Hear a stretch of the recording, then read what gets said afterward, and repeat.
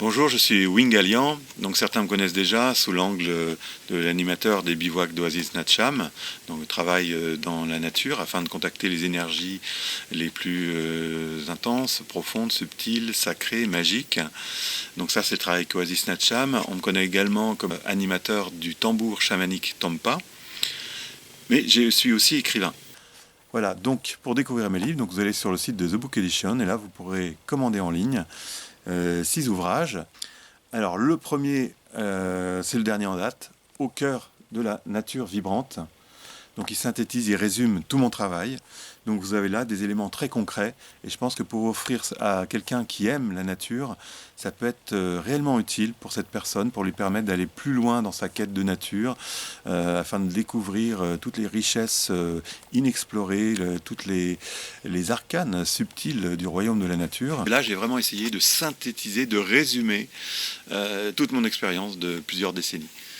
Donc avec ce livre, vous allez avoir des leviers, des éléments très concrets pour pouvoir aller plus loin dans le travail avec la nature, pour avoir des points de référence qui seront une vraie base, un socle qui pourra vous aider, enfin aider la personne qui lira ce livre.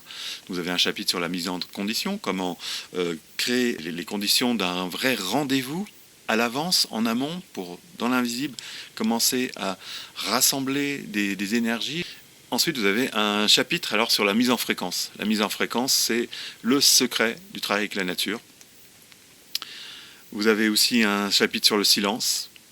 Comment pouvoir rentrer dans le sanctuaire, dans le temple intérieur, par ce sésame magique qu'est le silence. Qu'est-ce que ça veut dire le silence? Comment l'aborder? Comment l'intégrer? Et comment vibrer avec lui? Ensuite, vous avez un chapitre sur les 4 pouvoirs. La terre, l'eau, l'air et le feu, ça a l'air anodin comme ça, mais en fait tout est là. Ce sont des clés, des sésames. Et le fait de travailler avec donc, ces indications va permettre de recevoir bien davantage. Vous allez avoir un chapitre aussi concernant les célébrations.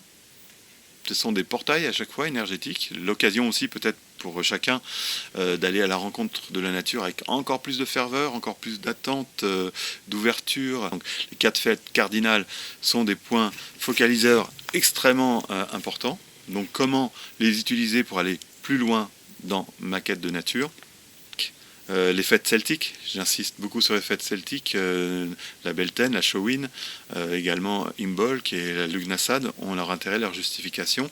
Donc là, ces fêtes celtiques trouvent pleinement leur place dans le travail avec la nature. Voilà. Et enfin, vous allez voir un chapitre extraordinairement, pour moi, significatif, les esprits de la nature. Donc, et oui, les esprits de la nature, ça résume un peu tout mon travail dans la nature, parce que si la nature est aussi vivante et habitée, c'est parce qu'il y a des esprits qui y résident, qui y travaillent, et c'est la connexion avec ces esprits qui va faire en sorte qu'on va pouvoir vibrer, recevoir, s'ouvrir, se remplir, et partir de nos expériences dans la nature, de nos séjours dans la nature, totalement habité dans la plénitude, dans une sensation de profondeur, de joie, voilà, qui permet de sentir qu'on a vraiment, qu'on ne rentre pas bretouille, quoi, qu'on a vraiment réussi à entrer en contact avec les fréquences de l'invisible de la nature et avec les habitants qui y résident.